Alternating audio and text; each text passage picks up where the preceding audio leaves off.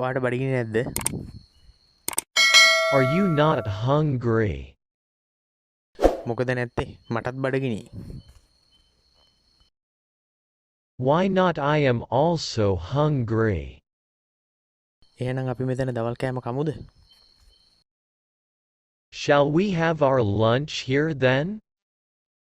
ඔන්න මම අදත් ආවා ලස්සන කතාවක් අරගෙන. ඔයගොල්ලෝ thumbnail එකෙන් දකින්න ඇති මොන වගේ කතාවක්ද මම අද කරන්නේ කියලා. ඉතින් සාදරයෙන් පිළිගන්නවා අදත් මගේ YouTube channel එකට ඔයාලව. ඉතින් වැඩි කතා නැතුව අපි දිගටම කතාව කරගෙන යමු. ලස්සන කතාවක් තියෙනවා අද. මෙතන හොඳ තැනක් නෙමෙයි කෑම ගන්න. බලන්නකෝ හැටි. This is not a proper place to have lunch. මට මේ බඩගින්න දරා ගන්න බෑ. මොකුත් කෑවේ නැත්තම් මට කලන්තේ හැදෙයි. But I can't bear up this hunger. I will faint if I not eat something. එහෙනම් අපි සෑන්ඩ්විච් එකක් කාලා දවල් කෑම කනකම් බඩගින්න නිවාගමු. Then we shall have a sandwich and stay our hunger till have lunch. එහෙනම් මට එකක් දෙන්න. මට කලන්තේ හැදෙන්න වගේ. Then get me one. I am about to faint. ඉතින් ඔයාලට මේ වගේ වාක්‍ය ගමනේ බිමනේදී මඟ තොටේදී කතා කරන්න පුළුවන් නේ. තාමනේ කොහේ හරි ගමනක් යනකොට බඩගින්නක් හැදුනම කලන්තයක් වගේ එනවා නම් ඉතින් ওই වගේ වාක්‍ය තියලා කතා කරන්න පුළුවන් නේ. ඉතින් ඔබ ගොඩාක් වැදගත් ඔයගොල්ලන්ට. වතුර ටිකක් බොන්න සෑන්ඩ්විච් එක කන්න කලින්.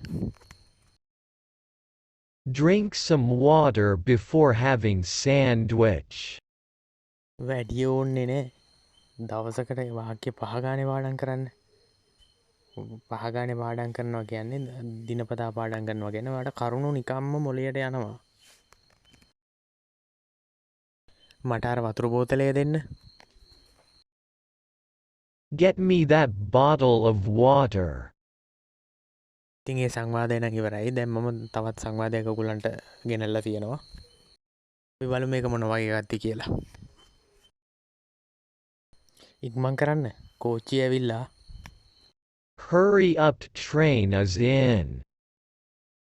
මේ වගේ පොඩ දවසින් දවස කතා කරනකොට ඉගෙන ගන්නකොට මේක හුරු වෙනවා. ලොකුවට හිතන්න දෙයක් නෙමෙයි. එහෙනම් ඔයා නගින්න. මං ටිකට් අරගෙන එන්න. Then you get in. I will buy tickets and come. ඔයා රැකියාවක් කරන කෙනෙක් වෙන්න පුළුවන්. පාසල් යන කෙනෙක් වෙන්න පුළුවන්. 7ට 8ට රෑ 9ට 10ට උනත් පුළුවන් පොඩ පාඩම් කරගන්න මේවා.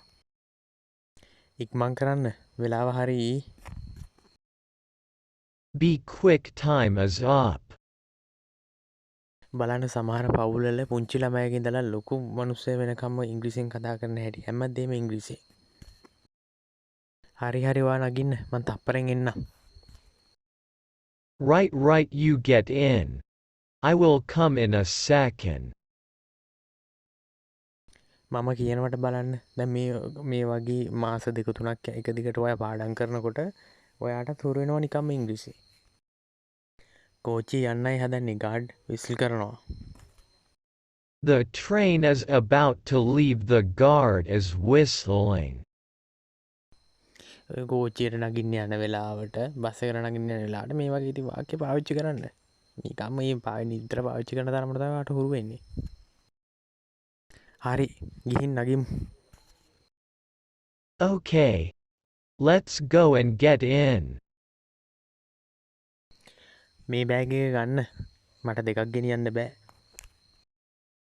Take this bag. I can't carry two. Bag එකක් ගන්න. මට බෑග් 3ක්ම ගෙනියන්න බෑ කියලා කියන්නේ කොහොමද කියලා බලමු. Take this bag. I can't carry three. අරක මට දෙන්න. Get me that.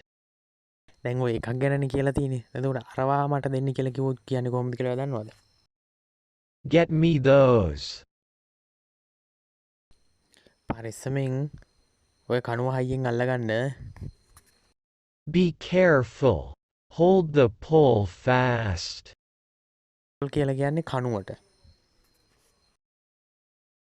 බලන්න අද දවස ඇතුළත ඔයා කොයිතරම්නම් වචන ඉගෙන ගත්තද කියලා වට අත්‍යවශ්‍යම වචන ඔයා නොදන්න වචන. හරි බෑග්ස් මෙතනින් තියන්න. Right. Place the bags here. දැන් මෙතන මහා ලොකු ගැඹුරු වචන මොකුත්ම නෑ. ඔයා ඉදිනදා පාවිච්චි කරන සිංහල වචන තමයි ඉංග්‍රීසි වලට හරවලා හරි ලේසි වචන තියෙන්නේ. මේ බෑග් එකත් ගන්න. Take this bag too. දැන් මෙතන ඔයාට පේනවා නේද T-O-O-2 අන්තිමට එකතු වෙලා තියෙනවා මේ වාක්‍ය අගට. එකෙන් කියන්නේ තේරුම තමයි අල්තා යන්න. අර අපි කියනවනේ මේ ෆයිල් එකත් ගන්න. Take this file too. මේ පුටුවත් ගන්න. Take this chair too. මට මේක තනියම ගන්න බෑ. පැත්තකින් අල්ලන්න. I can't take this bag alone. Hold from side. මේක ගොඩාක් බරයි. This is too heavy. දැන් මං කලින් කිව්වේ මේක ගොඩාක් බරයි කියලානේ. දැන් අපිට කියන්න ඕන නම් මේක ගොඩාක් බර නෑ කියලා. අපි කියන්නේ කොහොමද? This is not too heavy. ඔය වගේ පොඩි දේවල් මතක තියාගන්න. මේ බෑග් එකේ පොත් ගොඩාක් තියෙනවා. There are a lot of books in this bag. අපිට කියන්න ඕන නම් මේ බෑග් එකේ බඩු ගොඩාක් තියෙනවා කියලා. කොහොමද අපි කියන්නේ? There are a lot of goods in this bag. ඉතින් මම හිතනවා අදත් ගොඩක් ලොකු දැනුමක් ඔයාලට ලැබෙන්නේ නැති කියලා ඉංග්‍රීසි ගැන. ඉතින් අද පාඩම මෙතනින් ඉවර කරනවා. බොහොම ස්තුතියි මගේ වීඩියෝ එක නැරඹුවාට. ඔයා තාමත් මාව subscribe කරලා නැත්නම් පහළ තියෙන subscribe button එක click කරලා මාව subscribe කරන්න. ඉතින් ඔයාලා හැමෝටම සුබ දවසක්. බොහොම ස්තුතියි.